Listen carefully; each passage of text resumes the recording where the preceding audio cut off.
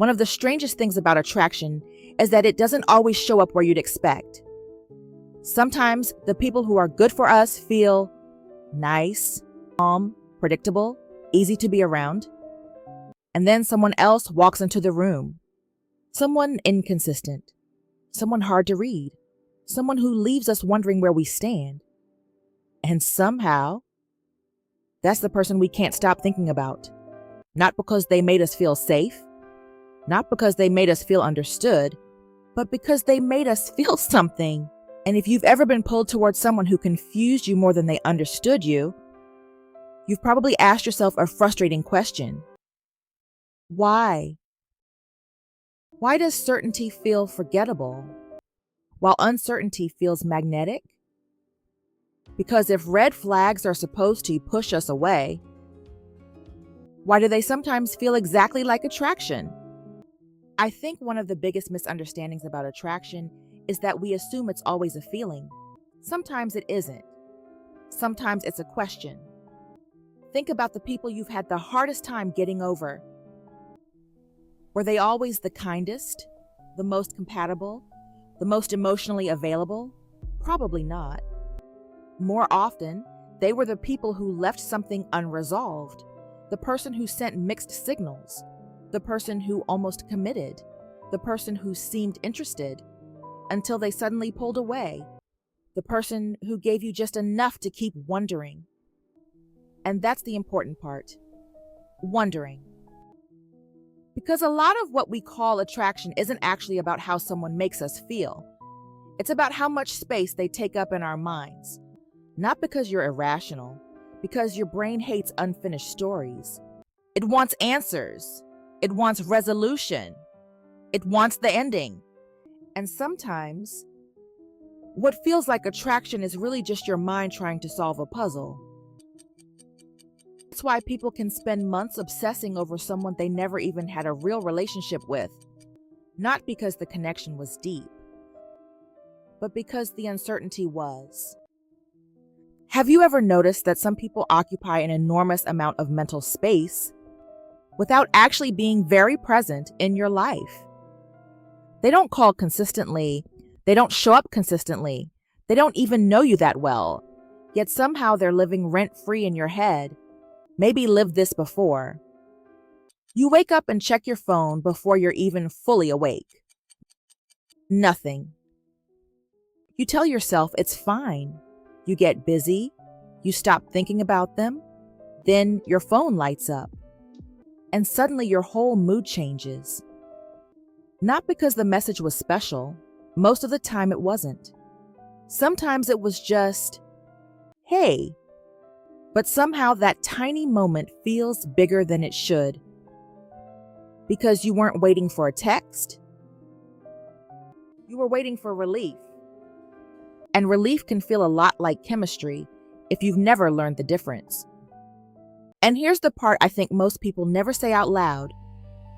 Sometimes you don't actually miss the person.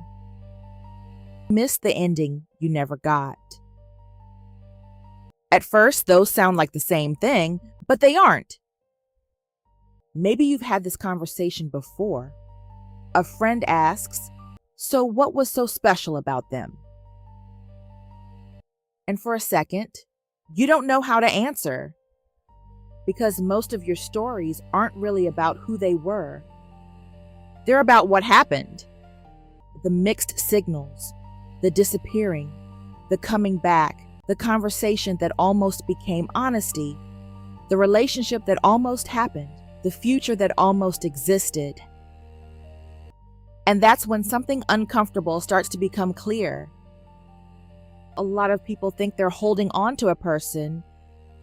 Sometimes they're holding on to a story. A story where everything finally makes sense. A story where the waiting was worth it. A story where all the confusion eventually leads somewhere. And letting go means admitting that story may never happen, which is why it hurts so much. Not because you lost what you had, because you lost what you hoped it would become. And I think that's where attraction becomes really confusing. Because here's something nobody tells you. Sometimes you don't want the person. You want what being chosen by that person would mean. Read that again, because those are not the same thing. You don't want the anxiety. You don't want the confusion. What you want is the moment where they finally look at you and say, "It's you."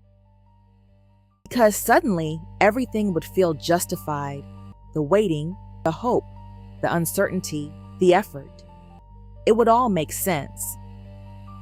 And that's why these dynamics become so powerful. Not because the person is extraordinary, but because being chosen by them starts to feel like proof of something. Proof that you're enough, proof that you're lovable. But here's the trap. The more someone withholds certainty, the more valuable their certainty begins to feel. And that's how people end up chasing people they don't even enjoy.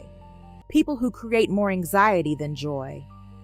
Because somewhere along the way, the goal changed. It stopped being connection and became validation. The need to finally hear yes from someone who keeps saying maybe. So what does healthy attraction actually feel like? Honestly, usually quieter, not necessarily less meaningful, just quieter.